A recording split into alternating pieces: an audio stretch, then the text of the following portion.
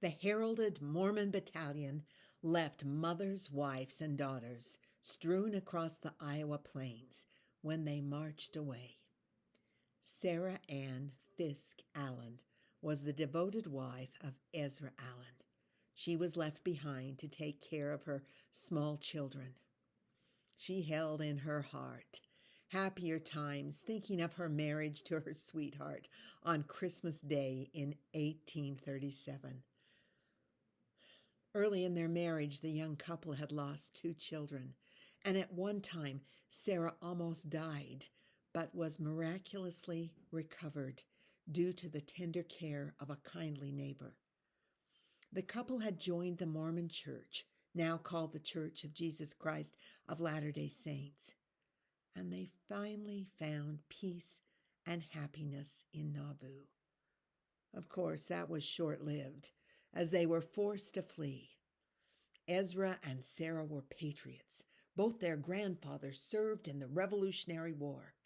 Ezra was a fifer in the Nauvoo Legion, so he enlisted in the battalion's Company C as a musician.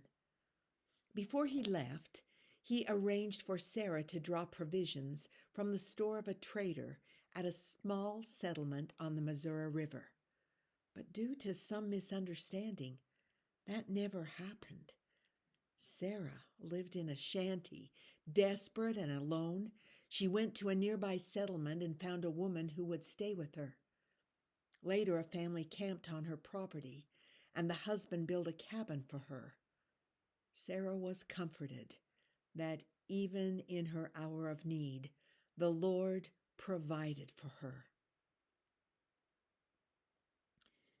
Ezra made his way to California with the battalion, and he was released in July of 1847. He was more than anxious to reunite with his little family. He made his way from Southern California to San Francisco. The battalion were on their way home when they met Captain James Brown, and they were told to stay and work in California if they were not sufficiently provisioned. About half of the men returned to stay and work in California. Ezra returned to earn money at Sutter's Mill. He was able to acquire some gold, which he put in a double leather pouch. The following spring, along with other battalion veterans and some of the Brooklyn Saints, he started again for the Salt Lake Valley. Well, spring of 1848 arrived, and Sarah awaited his return. She had taken care of her little children, taught school, done all she could do to prepare for the homecoming.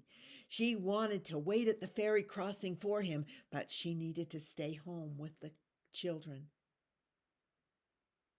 Finally, news reached her that dear Ezra had been part of a scouting party in the Sierras and had been killed by Indians along with 2 other returning battalion members. The place had been named Tragedy Springs.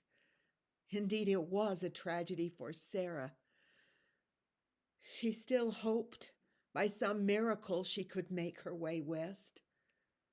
Her prayers were answered when a friend of Ezra's, Private Hudson, arrived to speak to Sarah about Ezra and give her a blood-stained pouch filled with gold.